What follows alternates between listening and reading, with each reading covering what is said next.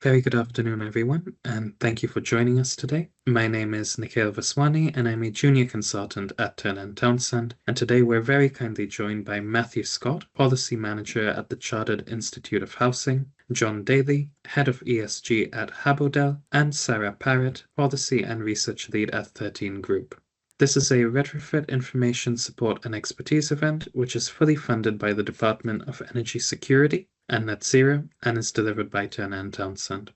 Good afternoon, and thank you for that warm introduction. Good afternoon, fellow risers. My name is John Daly. I'm the head of ESG Habodel, a private national landlord. It's an absolute pleasure to be here today.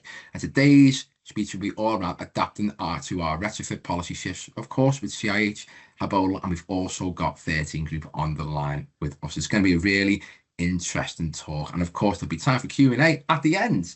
So today, as we said before, we'll go through the agenda. Next slide, please. Our agenda is as follows. Of course, I'll be giving you the welcome. There'll be an introduction and scene setting around policy shifts and what they mean by Matthew Scott, who I'll introduce slightly in a minute. And of course, we will also give a case study to show formative research and understanding with 13, who is also a part of one of our national net zero policy groups. And apart from that, as I said, there will be a Q&A discussion, which is again an open and free for all for all of you as an audience member to ask us questions and to get further insight in how exactly we adapt to policy. Next slide, please. So, of course, introducing myself. If you know me by now, you know who I am. Likewise, as well, I am joined by Dr. Matthew Scott. He is a policy manager at the Chartered Institute of Housing and also a fellow partner in power for the CIH National Net Zero Policy Group. We've also as well got Sarah Parrott, who's a part of that group as well, but she's also the policy and research lead for 13 Group, a large national, RP for the North, which we are very, very esteemed to have both. So welcome to both of you. And I will have a next slide, please. And we're going to jump into our very first element. It's about the introduction and, of course, the scene setting to understand the size of the problem and, of course, potentially the size of the solution. So, Dr. Matthew, please take it away. Thanks very much, John, and hello everyone. Thanks for making the time to come along today. So I'm Matthew Scott. I'm a policy manager for net zero and sustainability at the Chartered Institute of Housing, or CIH. CIH is the professional body for people working or who have an interest in housing in the UK. We've got about 15,500 members at the last count. I'm only going to talk for probably between 8 and 10 minutes here, and I'm just going to do two things to try and set the scene before Sarah steps up. The first is I'm just going to give a little overview of the policy landscape in relation to net zero and retrofit, both sort of where we are now, but also where we think we're going in the next sort of 5 years and beyond. And then I'm going to talk a little bit about professional bodies, so not just CIH, but more broadly, and say a little bit about some of the ways that we can support you to grapple with some of the things that we're going to be covering. So to help set the scene, I wanted to share this graph with you. Now, this is a graph, data for which I've taken from the 7th Carbon Budget, which was published by the Climate Change Committee earlier this year. And it sets out really the pathway between now and 2050 of where we need to go on retrofit. So we're currently towards the back end of 2025, and the graph sets out the required trajectories for 3 of the really key measures that we need to be putting into our homes in the next 25 years. We've got cavity wall insulation, we've got loft insulation, and of course we've got low carbon heating. With loft insulation and cavity wall insulation, we've done quite a lot of that already. About 90% of lofts that can have loft insulation have it, and about 70% of cavities that can have cavity wall insulation have also got it. Over the next 25 years, they need to rise to roughly every single loft that can have loft insulation needs to have it, and around 87–88% of cavities that can have insulation need to have it as well. But of course, as well as the sort of fabric side, it's the low carbon heating side where we need to make really significant progress over the next 25 years. We need to go from around 10% of all homes heated with a low carbon source now, that is a mixture of heat pumps and also some low carbon heat networks, to that being 100% by the time we get to 2050. And to do this, the government is putting in place a range of policies, and it's a time of quite significant change in that landscape, to be honest. I mean, just over the last year, we've had wave 3 of the Warm Home Social Housing Fund, which I think all of you, in fact, will be delivering. And we've also at the moment got quite a fiddly transition going on to RDSAP 10, which I know is causing some challenges, but also some opportunities as well. And we've got a couple of things around the corner Some of them quite imminent, some of them on a slightly longer time frame. We've particularly got some regulations coming down the tracks. So we're going to have minimum energy efficiency standards in the social housing sector confirmed by the end of this year. We're probably going to have updates to Part L and Part O of the building regulations confirmed towards the end of this year. We've also got the kind of massive complexity of heat network regulation and policy. So that's the regulation itself that Ofgem are bringing in, and also the kind of linked parallel zoning and technical assurance policies as well. And from January 2026, that regulatory regime will really kick in. We've got changes to the connections process for getting generation technologies and heat pumps connected to the grids that Ofgem are going to be bringing forward quite soon. And then we've also got what I consider probably the biggest challenge, which is that wider transition from SAP and the thing that we've all been used to working with for many years to the home energy model. And all of that is just sort of in the regulatory space. We've also got the Warm Homes Plan around the corner. So we expected it a little bit sooner, but we now know it's going to be probably before the end of the year. And we think that this is going to be a 10-year delivery plan linked to a government manifesto commitment to upgrade 5 million homes this Parliament. We're expecting some quite interesting sort of direction setting in that, at least, particularly some principles around a shift towards a more area-based approach to retrofit, a more cross-tenure approach to retrofit. We're also expecting some work on consumer standards to protect against some of the failures that we've recently seen in Eco4 and GBiz. And we're also anticipating a much greater role for solar PV, which was set out earlier this year in the government's solar roadmap. And as well as those things, there's a lot of other things going on as well. You know, we've got a decent home standard consultation. The introduction of AWAB's law is imminent. There's an awful lot going on in the retrofit and net zero policy space. And for the purposes of this session, at least, it underlines the importance of having really strong, clear mechanisms for how you understand and absorb these changes as an organisation. And this encompasses all kinds of things that Sarah's going to get into in a little bit more detail, you know, scenario planning, doing pilot studies, making judgments internally on what action you might need to take right now, and what actions you might want to defer a little bit until you've got some more certainty. So Sarah's going to go into that in a little bit more detail shortly. But I just wanted to end by highlighting some of what we can do as a professional body to support you with some of these things. Now, what I'm absolutely not going to try and do today is sort of try and sell CIH membership to you. This is much broader than that. And we know that a lot of people working in the retrofit space, your natural home might be somewhere else. You know, it might be the RIBA, it might be the CIOB, it might be what was the IEMA, but what is now the Institute of Sustainability and Environment Professionals. But what I really want to hammer home is that professional bodies can be your friend and your ally in understanding some of these changes, and that wherever your natural professional home is, joining in is one of the best ways that you can keep abreast of what is happening in the retrofit policy landscape. And all of the 6 things that I've got on the screen here that we do at CIH, all of the other professional bodies do as well. And we work quite closely with some of them. So we do things like we publish guides and summaries. So at CIH, we do our what you need to know briefings, and we also produce best practice case studies to support you to get ready for different aspects of regulation and policy. We've also got our communities of practice. So John is the chair of our national net zero group. I am the secretariat for that group. And we also have a number of CIH regional groups as well that can keep you up to speed with policy. We do various different events and webinars. So we have our flagship Housing Community Summit that we run with our colleagues at the National Housing Federation. But we do different webinars and different events as well, sort of on the eve of important policies coming in, just to make sure that we're helping you all to understand what's going on. We also provide opportunities for you to connect with policymakers, so opportunities for you and your expertise to directly shape policy. So earlier this summer, John chaired a couple of sessions on the MEES proposals, where officials from MHCLG and DESNES joined us, explained the proposals and asked for feedback on them. We do various different kinds of training and continuous professional development. And lastly, you also get access to policy teams. And I can tell you, we spend a lot of our evenings looking at regulations and legislation with our red pens, trying to figure out what things mean and making sure that we can provide concise summaries for everybody who's a member. So just to conclude my little introductory spiel. So just to reiterate and kind of giving these examples, I'm not trying to sell membership to CIH to you, but I am trying to sell the way that professional bodies can support you in doing your roles and help you understand policy changes that are coming. But even as you start to do that as an individual, you still need those mechanisms as an organisation. So for the organisation that you work for understanding and absorbing these changes and figuring out how to respond to them. And Sarah, who's very kindly agreed to join us today, is going to give a little bit of an example of how 13 Housing Group do that.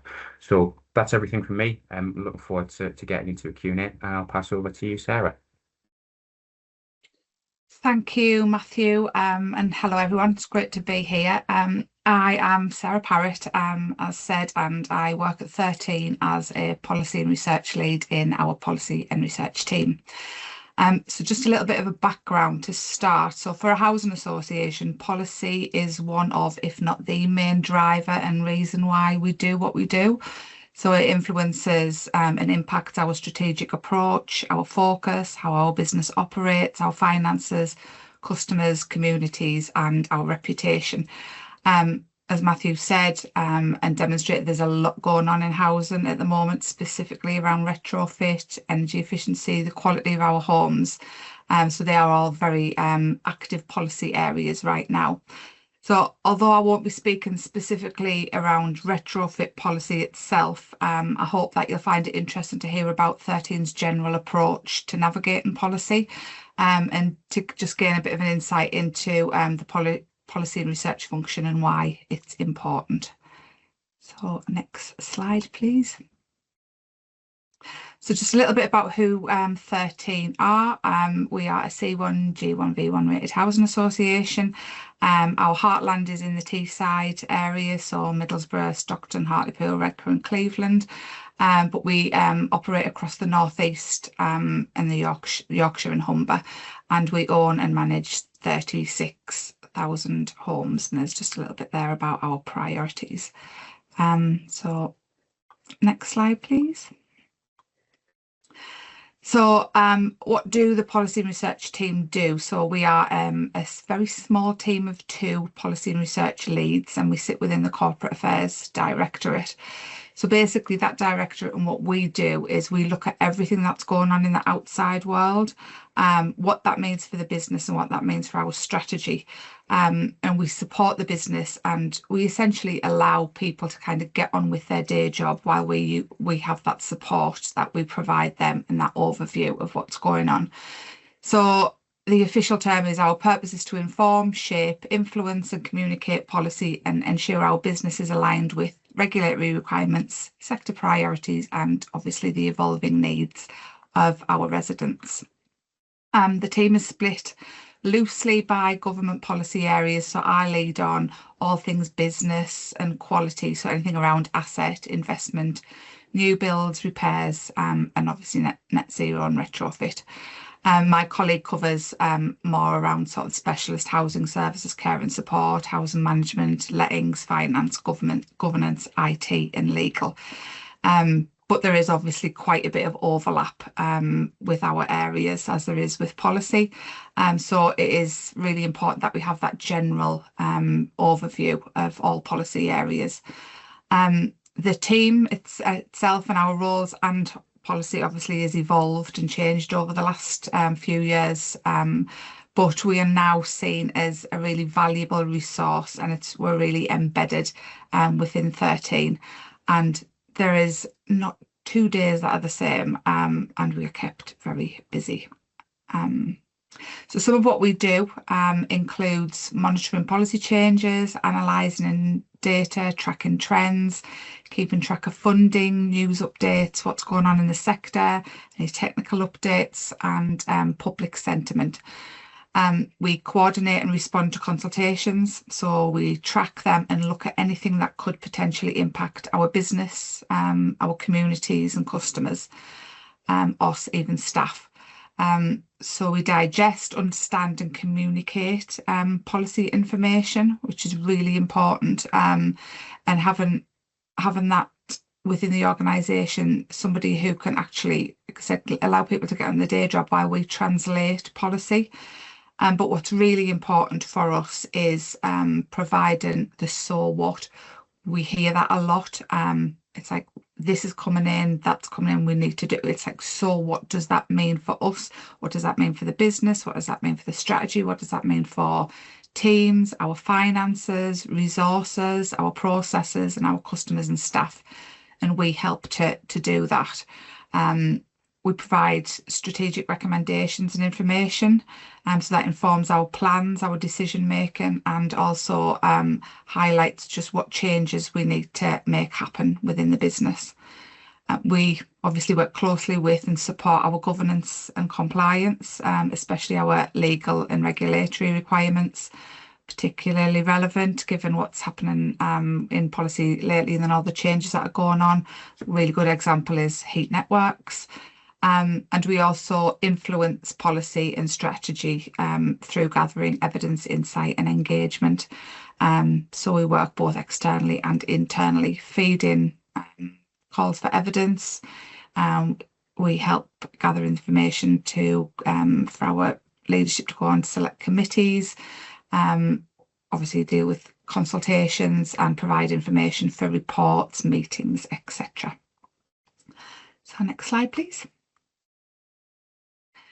So although we might have really specialist technical teams, particularly in our retrofit area, that can sometimes mean that the work is contained and not fed outwards as effectively as it should within the business.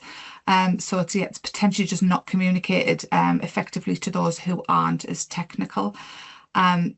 Retrofit as well impacts multiple areas across the organisation, as you will know, so finance, IT, housing management, new development, staffing, repairs. So what we like to think of the policy research team is we act as a bridge that kind of links those external requirements to our internal priorities. So we can help interpret and inform the business around what's coming. We can plan, so we can plan and factor in any changes that might impact the business. As a team, we also have that overarching knowledge and wider viewpoint, which means that we can take a certain viewpoint on certain things that people working specifically in their areas might not. So a link to the kind of wider outside world. And we can provide that link between the policy side and the operational impacts as well. So generally just have that overarching view of what's going on, overarching view of the organisation as well and what's happening within the organisation. So our key areas of focus are around, so we just need to ensure that we make sure that other teams and leadership and board are kept up to date with emerging policy, ongoing policy and regulation. So they have that awareness and understanding so then they can plan accordingly. We make sure that policy is aligned with internal and external strategies. We look at any funding opportunities, any partnership priorities, so anything that can influence or impact our finances.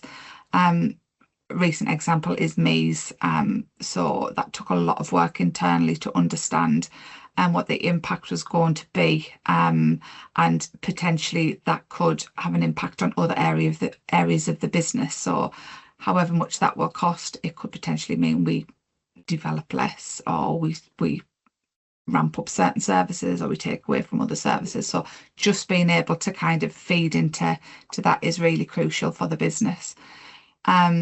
We also communicate and influence. So anything that we can advise on, anything that needs to be communicated to our staff, our customers, and anything that needs to be communicated externally within the sector as well. We also provide information and ask questions in terms of risk management to the business, and we look at anything that affects our or impacts our staff, customers and communities. Next slide, please. So what does that mean in practice? So the policy team, as we said, helps the organisation anticipate change, interpret policy, and ensure our leadership and teams understand the risks and opportunities. But we can't do this alone. We need help. We have a broad range of knowledge in many areas, but we are definitely not the technical experts, although we are kind of expected to become them overnight. And it can be especially complex in certain areas. again, and a good example is EPC changes, MEES, the Decent Home Standard and the heat networks, and very technical. And again, the retrofit policy area impacts almost every part of the business. So it's vital that everyone at 13 is informed and prepared as much as they can be around policy. And again, it's just, especially if it's technical, it just is quite challenging to communicate and to get people to fully understand what this policy impact is and what it means for us. So with all that being said, one of the main things around engaging and learning is staying connected to external partners and industry forums. We find that is an essential part of what we do, that building relationships and learning from others, both inside and outside of the organisation. So in terms of external partners and collaborations, we link up with as many people and forums as we can.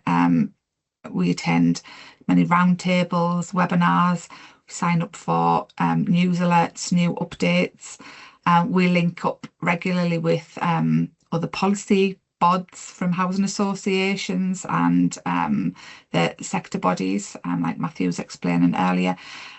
We just find it a great way to find out what people are doing, sharing their views, and it can also be a little bit of a therapy session as well, which is really good. But it's also really helpful to put our people within our internal organisation in touch with their counterparts in other organisations too. So yeah, another one, as I mentioned, working with the sector bodies, attending policy forums. So we've got the Northern Housing Consortium, National Housing Federation, CIH. We've mentioned the Net Zero group, which, and I'm not just saying this because John and Matthew are on the call, but it has been absolutely worth its weight in gold for us.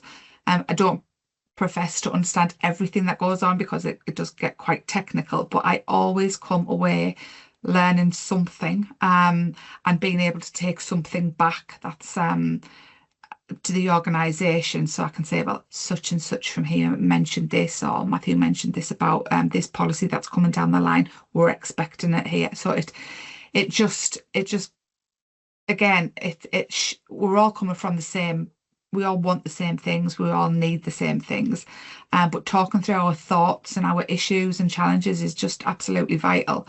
And again, always come back with something that I can pass back to the relevant teams or leadership, or informed reports, that kind of thing. We've also got knowledge sharing platforms as well. So Rise, great example where we can link up, share insights, training, look at best practices, data, innovations across organisations and regions, accessing funding, delivering projects, etc., etc. We also look at the data and the technical side of things. So just linking up with what's going on sector activity wise, passing on any changes and any good practice. And again, just kind of embedding that into the organisation, taking that back and communicating via the various teams.